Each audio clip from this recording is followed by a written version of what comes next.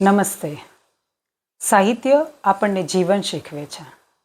વાર્તા હોય, કવિતા હોય કે કથા હોય, નાના નાના ઉદાહરણોમાંથી આપણને જીવનનો ઘણો મોટો બોધ પ્રાપ્ત થાય છે. જેમ કે કવિ બાલાશંકર કંથારિયાએ પોતાની કવિતા બોધમાં ખૂબ સરસ વાત કરી છે.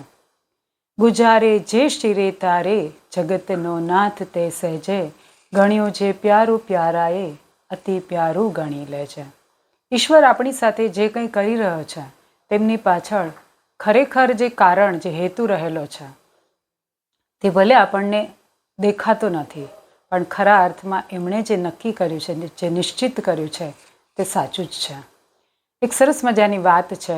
એક ચિત્રકાર છે, એમને ચિત્ર બનાવવામાં ખૂબ રસ છે, પણ જ્યારે એ ચિત્ર બનાવે છે તો એને લાગે છે કે આ જગતમાં કોઈ ને કોઈ એને કંઈ ને કંઈ ખલેલ પહોંચાડે છે, મુશ્કેલી પહોંચાડે છે અને પોતાનું ચિત્ર એ સારી રીતે કરી શકતો નથી.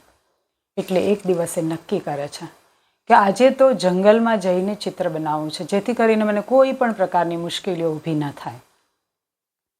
જંગલમાં જાય છે પોતાનો સામાન લઈને અને સુંદર મજાની એક જગ્યા શોધીને ત્યાં ચિત્ર બનાવવાનું શરૂ કરે છે.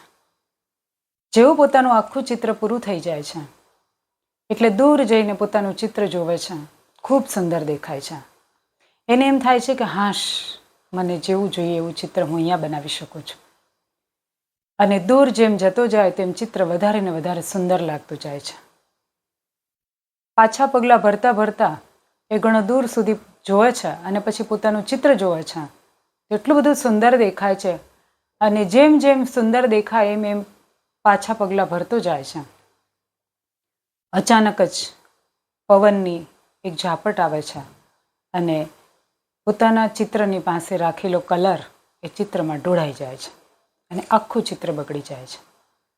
અને એને એટલું બધું દુઃખ થાય છે કે જંગલની અંદર પણ મારું ચિત્ર ખરાબ થઈ ગયું અને હું ત્યાં પણ મુશ્કેલીમાં મુકાઈ ગયો, જેથી ભગવાનને ગમતું જ નથી કે હું સારું ચિત્ર બનાવી શકું, કે હું સુખીથી રહી શકું.